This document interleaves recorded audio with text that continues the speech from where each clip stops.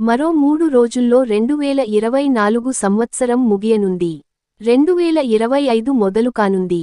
అయితే కొత్త ఏడాది రోజు ఏడాది మొత్తం బాగుండాలని మంచి జరగాలని ఆలయాలకు వెళ్తూ ఉంటారు. అందరూ సమీపంలో ఉన్న దేవాలయాలకు వెళ్తే మరి కొందరు పుణ్యక్షేత్రాలకు వెళ్లి దర్శించుకుంటూ ఉంటారు.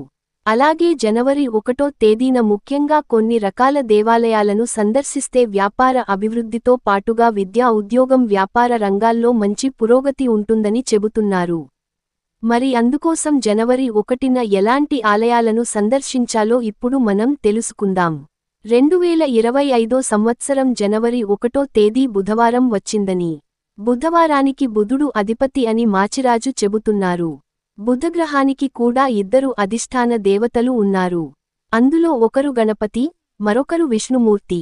కాబట్టి జనవరి 1వ తేదీన బుధవారం రోజు గణపతి ఆలయం లేదా విష్ణుమూర్తి ఆలయాలను దర్శించుకోవాలని చెబుతున్నారు.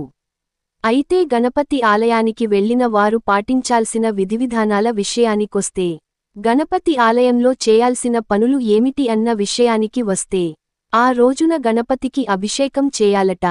అలాగే గరిక, ఎర్రటి పుష్పాలతో అర్చన చేయాలని చెబుతున్నారు. అలాగే విఘ్నేశ్వరుడి ఆలయంలో 11 ప్రదక్షిణలు చేయాలట.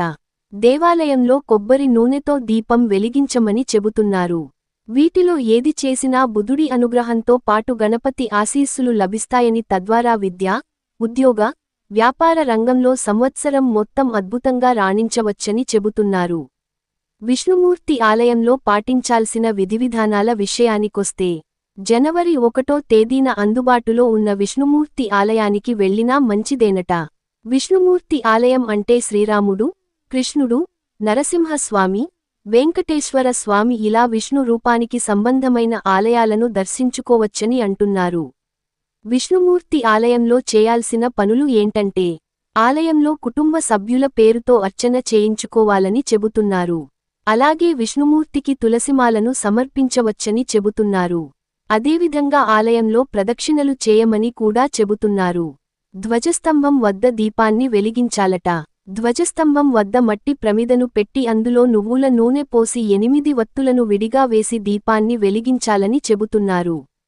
ఇలా చేయడం వల్ల సంవత్సరం మొత్తం విష్ణుమూర్తి అనుగ్రహం కలుగుతుందని